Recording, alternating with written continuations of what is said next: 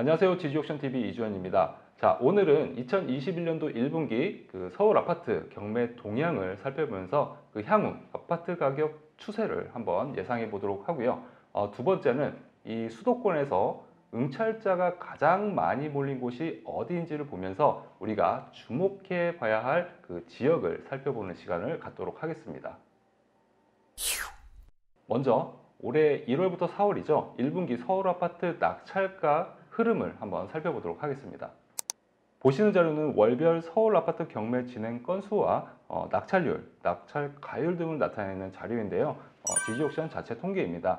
이 낙찰률은 진행 건수 대비 낙찰된 건수 비율을 의미하고요. 이 낙찰가율은 감정가 대비 낙찰된 금액의 비율을 얘기하는데요.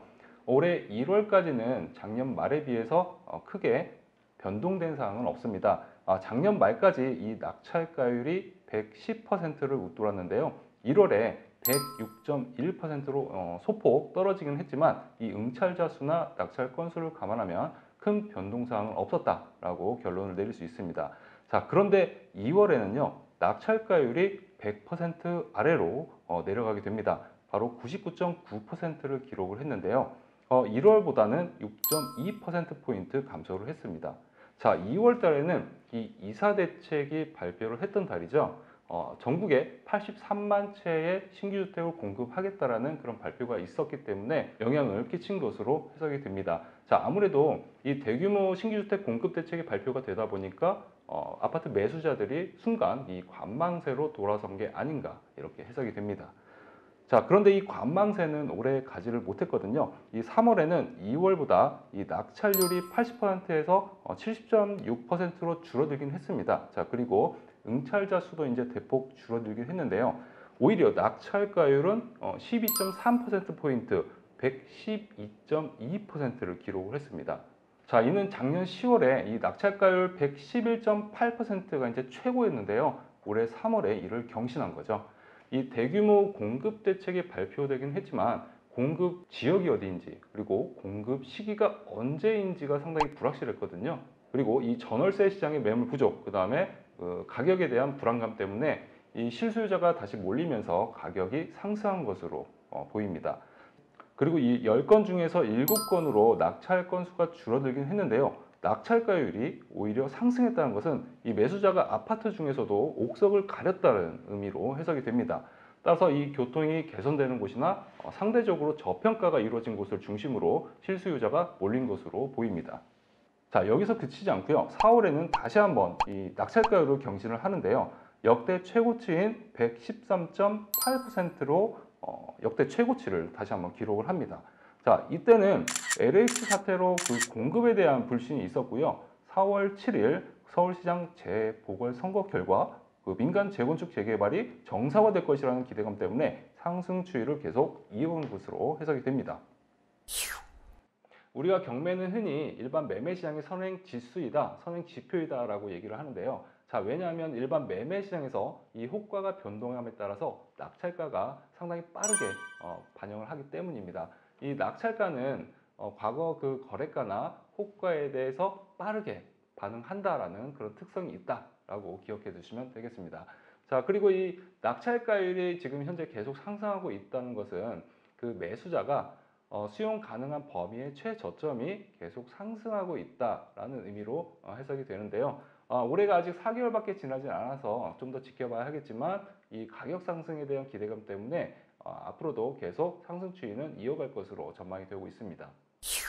자, 이번에는 그 수도권에서 응찰자가 가장 많이 몰린 곳을 보면서 우리가 주목할 만한 곳은 어디인지 살펴보도록 하겠습니다. 자, 첫 번째는 시흥시고요. 두 번째는 안양시 동안구, 그 다음에 세 번째는 인천 연수구입니다. 자, 이들 지역에 공통점이 있는데요. 자, 이들 지역은 현재 광역교통망이 대폭 개선되는 곳이기도 합니다. 자, 첫 번째 시흥시의 경우에는요, 서해선이 이미 이제 개통이 되었고요. 다음 신안산선과 월곡 판교선이 예정이 되어 있습니다. 자, 상대적으로 이제 감정가가 낮아서 이 실수요자를 비롯해 투자자들의 진입 장벽이 높지 않은 곳이고요. 따라서 이 교통도 좋아지고 상대적으로 아파트 가격도 싸기 때문에 응찰자가 많이 몰리고 있는 것으로 보입니다. 자, 그 다음은 안양시 동안구인데요. 4호선 인덕원역을 중심으로 월곡 판교선, 그다음에 인덕원 동탄선이 예정이 되어 있습니다. 또 아직 미정이긴 합니다만 그 GTX 신호선이 추가적으로 여기 지정될 것이다라는 그런 기대감이 있어서 응찰자가 많이 몰린 것으로 예상이 됩니다. 따라서 이 영향으로 인근에 있는 의왕도 같은 추세를 이어가고 있는 것으로 보이고 있습니다. 세 번째는 인천 연수구입니다. 인천 연수구는 저번 달에도 그 가장 많은 응찰자가 몰린 곳이기도 한데요. 일단은 GTX 비노선 그리고 제2 경인선 사업 등으로 이 교통 개선 기대감 때문에 인기가 상당히 높습니다. 인천 경우에는 상대적으로 저평가되었다라는 그런 인식이 크기 때문에 최근 이 매매가도 계속 상승하는 추세입니다. 현재 이 서울 아파트 낙찰가율을 봤을 때는요, 앞으로 좀 더 계속 상승할 가능성이 있는 것으로 결론 지을 수가 있고요. 수도권 경우에는 이 투자자나 뭐 실수요자든 투자자든 간에 서울 외곽 지역에서 광역 교통망이 개선되는 곳을 중점으로 관심 있게 지켜보면 될 것으로 보입니다. 자, 만화로 보는 오늘의 포인트입니다. 자, 2008년 부동산 시장을 풍자한 그런 만화인데요. 아파트 값을 알려준다라고 해서 방에 들어가게 하죠. 그리고 방에 들어갔더니 불이 꺼집니다. 그리고 나서 이제 깜깜해라는 그런 풍자 만화를 볼 수가 있는데요. 자, 이때 당시 2008년도에는 글로벌 금융 위기로 인해서 그 아파트 값이 하락했던 때죠. 일명 그 버블세븐 지역으로 불리던 뭐 강남, 송파, 서초, 목동, 분당 뭐 이런 곳에 거품이 꺼졌다라는 얘기가 상당히 많았던 때입니다.